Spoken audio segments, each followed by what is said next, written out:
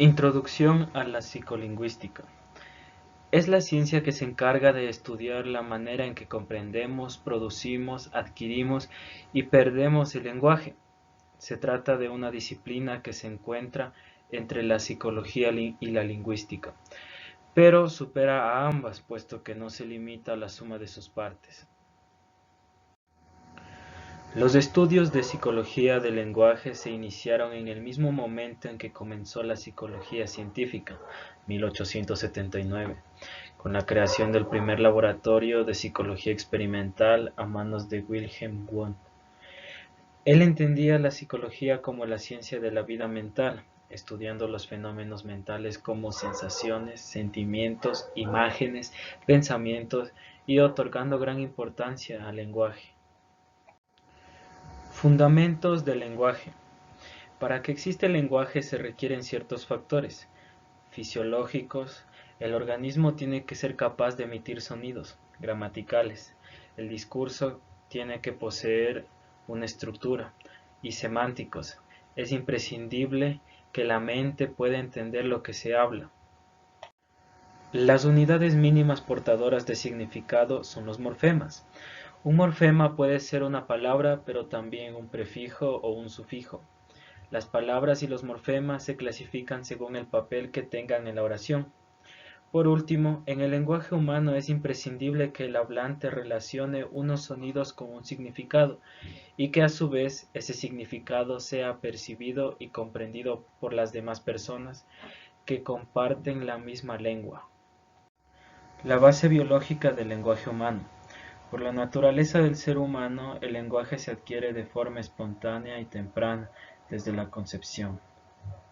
Hipótesis de la pobreza de estímulo. Puede existir una pobreza de estímulo para la adquisición del lenguaje y se da por qué. Al ser los padres pilares en la enseñanza, deben ayudar para que el niño se adapte al lenguaje. La repetición de palabras mal dichas por los niños solo dificulta más el aprendizaje. No corrigen los errores superficiales al decir, por ejemplo, lota y entregarle una pelota, sin explicarle que está mal lo que dijo. Existencia de principios universales en todas las lenguas. Todas las comunidades comparten características. Las partes de la oración ayudan a entender. No existen lenguas más sofisticadas o primitivas. Existen principios universales en todas las lenguas. La unidad básica del significado es la oración bimembre. Gen gramático. Lenneberg. El lenguaje se da entre los 2 años. Se detiene o retrasa la pubertad. Un bebé con lesión cerebral se recuperará más rápido que un adulto. El proceso de laterización del lenguaje. Base genética del lenguaje. Un gen llamado FOXP2, conocido como el gen del lenguaje, descubierto en Oxford en una investigación liderada por Simon Fisher que identificó una connotación en el cromosoma 7. Afasias.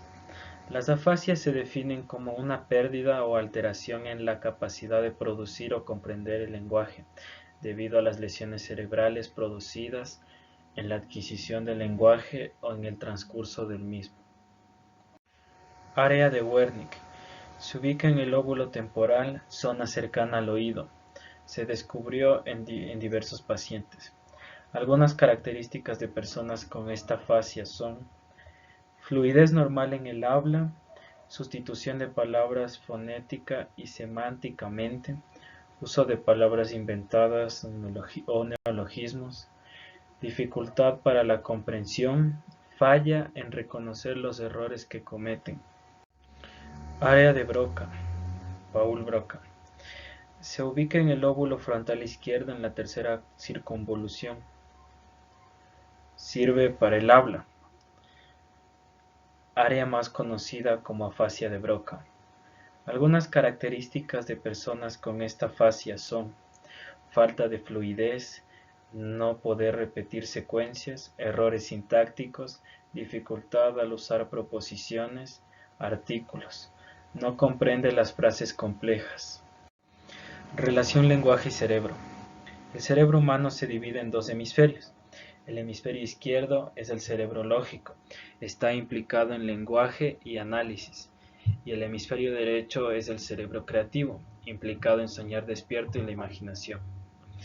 Datos sobre los hemisferios. El hemisferio es cruzado. Ejemplo, si es zurdo, usará más el hemisferio derecho. El 95% de los diestros tienen localizado el lenguaje en el hemisferio izquierdo y 5% en el derecho. El 70% de los zurdos en el lado derecho y 15% en el hemisferio izquierdo. Además, 15% son ambidiestros. El sexo hombre-mujer en las mujeres va en ambos hemisferios y en hombres en un solo hemisferio. Visión visoespacial. Está en ambos hemisferios en el caso de los hombres y en las mujeres está lateralizado más al lado derecho. Ruta ventral y dorsal. Habla, lectura, escritura. Las personas con baja escolaridad tienen bilateralidad del lenguaje.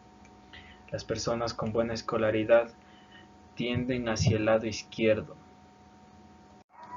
Ahora tenemos ejemplos de las áreas que se activan dependiendo la actividad que realices. Por ejemplo, en la lectura, en la vía rápida, se activa primero la corteza visual primaria, segundo el área de Wernicke, tercero área de Broca, cuarto corteza motora primaria. En la vía lenta de la lectura, primero la corteza visual primaria, segundo área de Wernicke, tercero fascículo arqueado, cuarto área de Broca y quinto corteza motora primaria. Las partes principales de la vía rápida son área de Wernicke, memoria semántica, área de Broca. Y de la vía lenta es área de Wernicke, semántica visual, fascículo arqueado, área de Broca. La base cognitiva y social del lenguaje. La relación que tiene el lenguaje y la cognición es determinada por el pensamiento. Antes de nacer, los determinantes del desarrollo de un niño son la alimentación, bienestar psicológico y consumo de sustancias sociales. El lenguaje es una construcción social en cuanto permite la interacción con los demás. Al existir un surgimiento de lenguas, los alfabetos escritos también debieron ser varios al centrar la atención en el idioma español. Desarrollo fonológico. Primero debemos diferenciar entre fonética y fonología. La fonética estudia el inventario de sonidos de una lengua o los diferentes sonidos que se dan en ella. La fonología es la rama de la lingüística que se ocupa de los fonemas. Hace referencia al sonido de la letra, no a la palabra.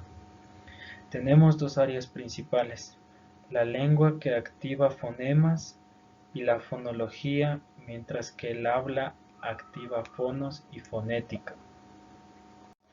Se da la secuencia de activación de sonidos, que es cómo se va formando el sonido, haciendo referencia a datos estadísticos. Después de varios estudios se ha llegado a estas conclusiones. Los sonidos aislados no se adquieren de forma repentina, sino gradualmente con periodos largos. Existen unos sonidos más difíciles o que se dominan tras mucho tiempo de práctica. Procesos fonológicos de simplificación del habla. 1. Procesos relativos a la estructura silábica. Hacen referencia a una tendencia a la reproducción de las sílabas al esquema. 2. Procesos asimilatorios. Se da cuando un segmento se hace similar o se ve influido por otro en una misma palabra. 3. Procesos sustitutorios. Se refieren básicamente a los procesos de sustitución que afectan a clases enteras de sonidos. Desarrollo léxico. Se concibe como un proceso cualitativo, multidimensional y dinámico que implica la Reorganización del léxico mental. El léxico se comprende como un proceso continuo y simultáneo de comprensión semántica de una palabra y elaboración de sus relaciones semánticas con otras piezas léxicas en estructura compleja del léxico mental.